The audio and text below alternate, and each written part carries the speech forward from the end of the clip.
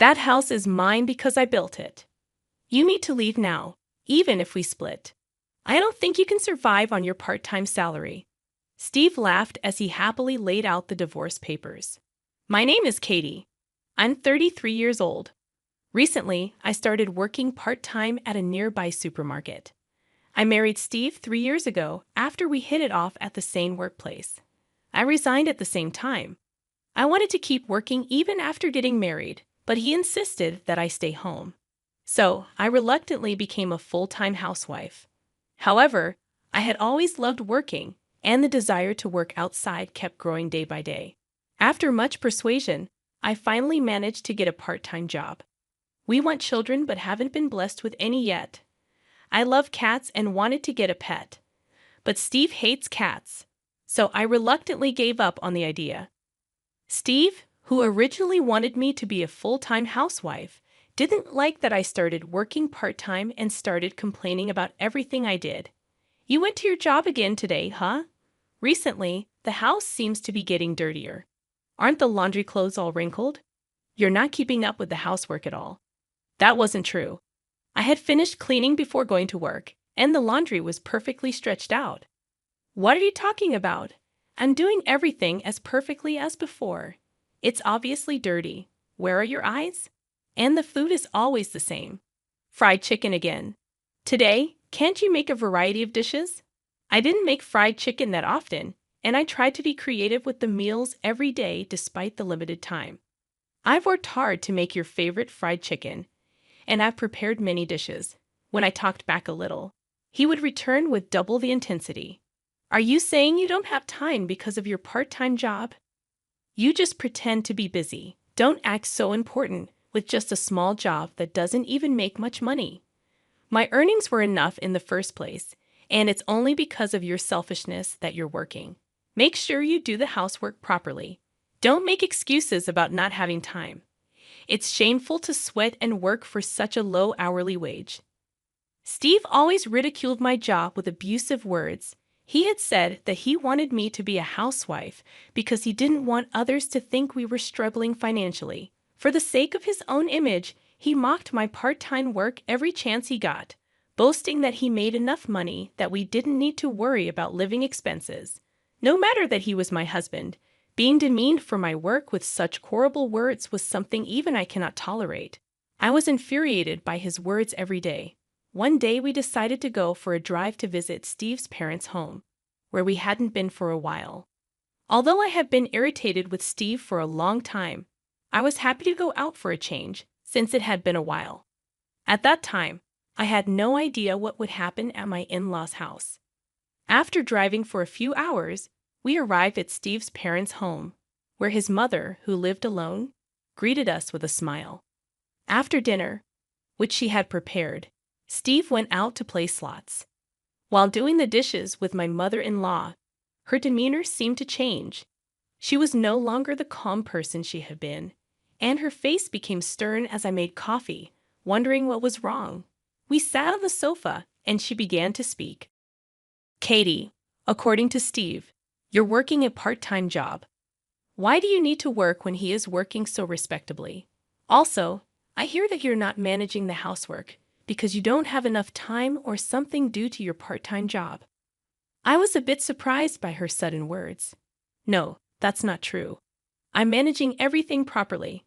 My mother-in-law, with exaggerated surprise, said, "Oh, I've heard from Steve all about how terrible you were at housework. Lying is useless. He has been enduring this alone. He's tired from work, and it's really pitiful that he has to return to a house full of garbage. You're not making decent meals, are you? Quit that part-time job. No one at your workplace will care if you're not there. They can just hire someone else. Your job is to take care of the house. All right, from now on, focus on the house and properly support Steve. Really, don't embarrass yourself as Steve's wife." My mother-in-law has old-fashioned beliefs, thinking that a wife should stay at home. She got married right after finishing school and has never worked, always being a full-time housewife. Steve also grew up believing that's how a wife should be. That's why both of them dislike the idea of me working outside. Nevertheless, my mother-in-law's words were too harsh. She not only dismissed the job I was working so hard at, but also crudely said that no one would be troubled if I quit. Those heartless words deeply upset me. My part-time job was fulfilling, and everyone was kind. The atmosphere was very positive. Everyone treated me well and relied on me. It was heartbreaking to be spoken about as if I were unnecessary, while she doesn't even know any of this. It was also quite a shock to discover that Steve had been bad-mouthing me behind my back, even though I did take care of our home properly. In fact, I had been working harder than ever on the household chores so that they didn't get neglected because of my part-time job. I knew his job was tough, so I was trying my best to accommodate that. But Steve and his mother were bad-mouthing me over the phone. I didn't want to believe it.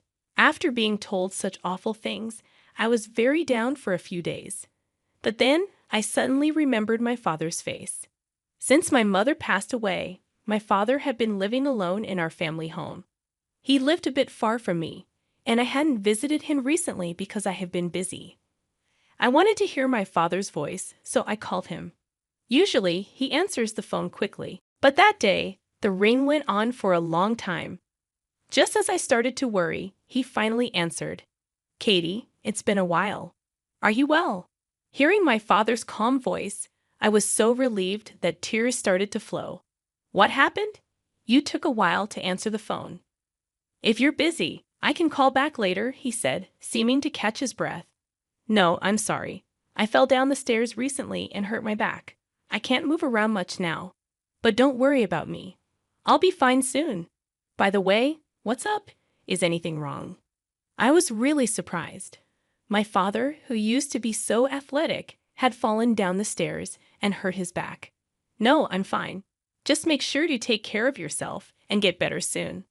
I'll come to visit you soon, so wait for me." "Yeah, I'm okay," he replied. But then I thought, he's already considered elderly, and injuries might take longer to heal. I had always been reassured by his vitality, but suddenly I felt anxious.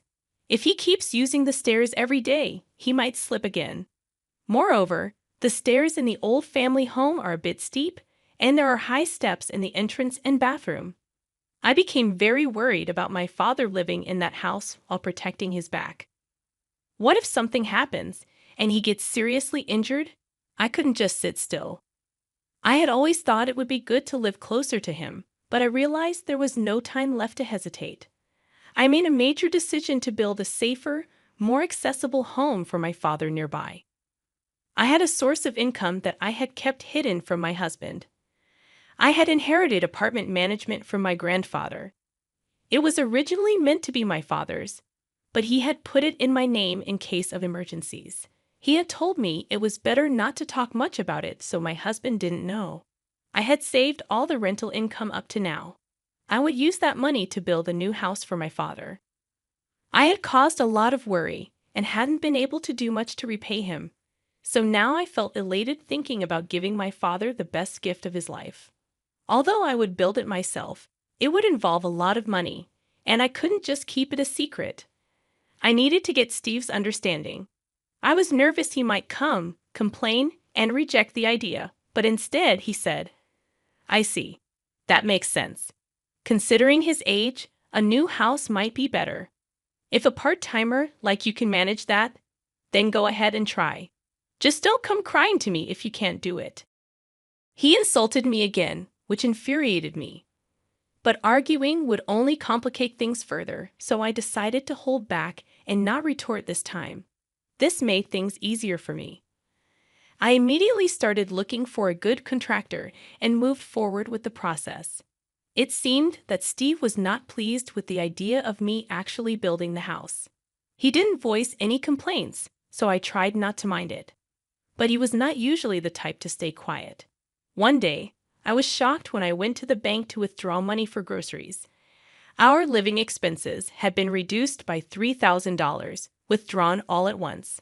I had no recollection of spending such a large amount of money. There could only be one person who could have done this. That night, I confronted him.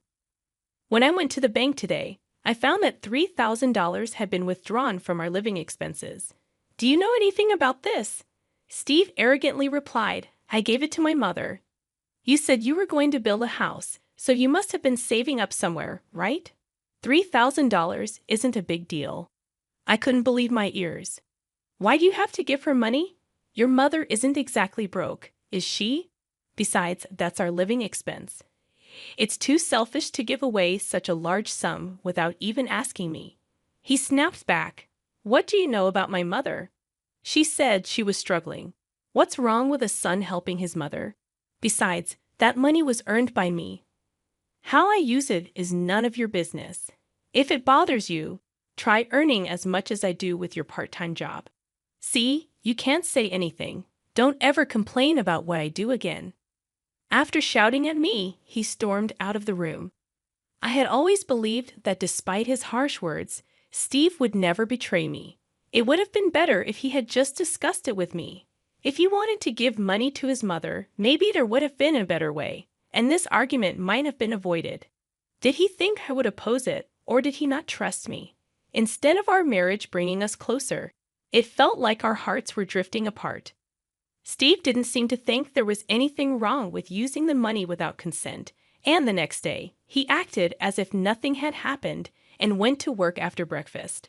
I didn't say more because I didn't want another argument, but I couldn't shake off my uneasy feeling.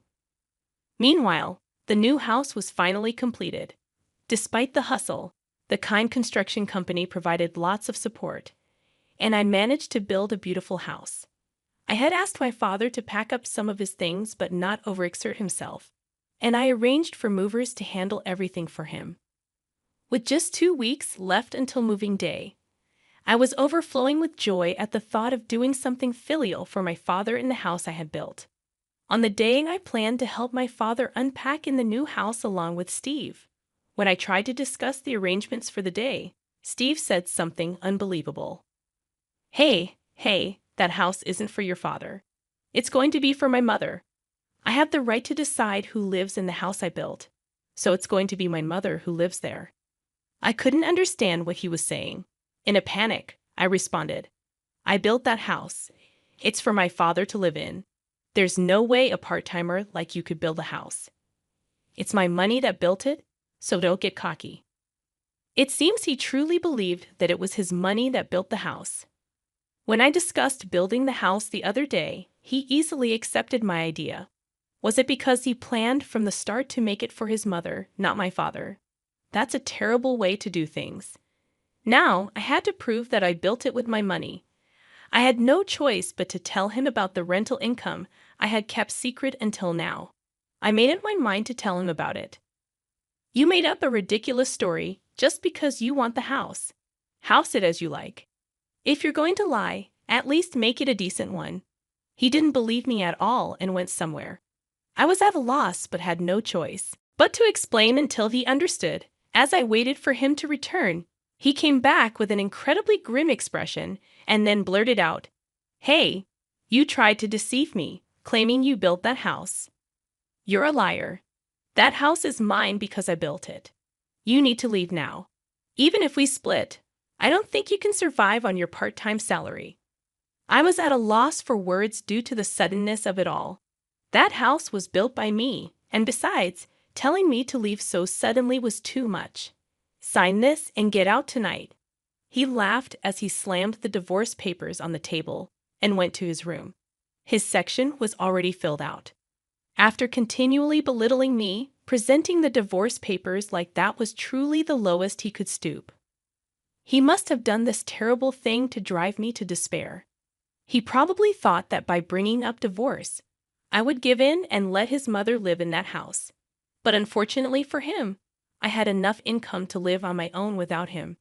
This act of his was the last straw for me.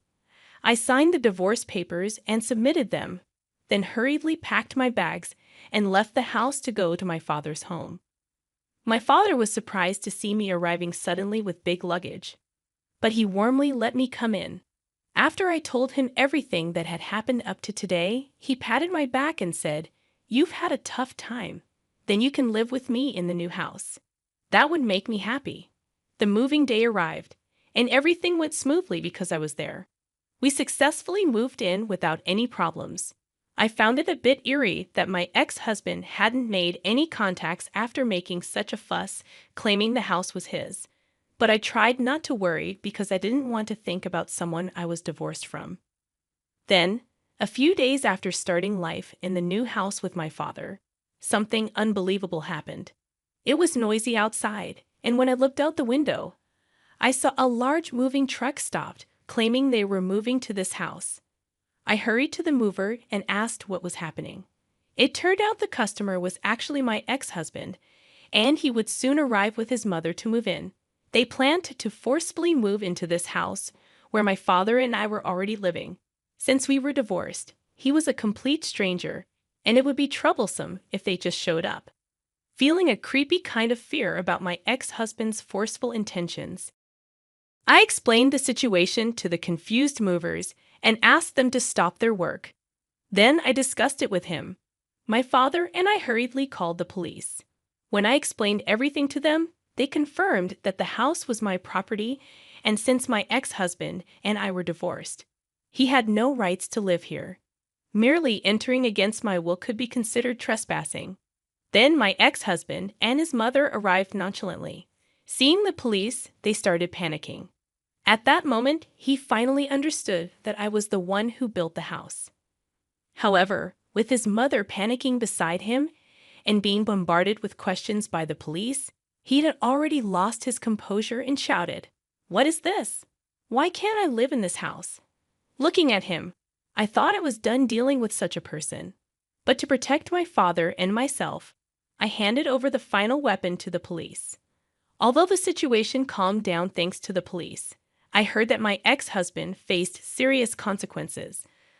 Later, he was serious about living in this house, so he had canceled his apartment lease and even sold his mother's house, leaving him with no place to return to and with a breach of contract fee demanded by the movers and a truckload of belongings. He literally found himself stranded on the street with his mother. The final weapon I handed to the police was the evidence of the verbal abuse, essentially domestic violence, that my husband had subjected me to. Having been unable to endure my husband's abusive language any longer, I had thought of getting back at him someday and had installed surveillance cameras to record everything. The footage showed me diligently doing housework and my husband constantly spouting unreasonable abuse. Using this footage, I managed to further corner my ex-husband. I hired a lawyer and sued him and was able to extract a settlement from him. The expenses from the moving chaos and the settlement I received from him depleted the money he got from selling his mother's house and his own savings. Now he and his mother are reportedly living in a rundown apartment. Word of this spread quickly at his workplace. Realizing there was something wrong with his character, his colleagues distanced themselves, and now he is isolated and frowned upon by everyone at the company. As for me, I finally got to own a cat. My father's back has completely healed, and we're discussing taking a trip with the cat. I'd also used the settlement money to open a shop dealing with cat goods.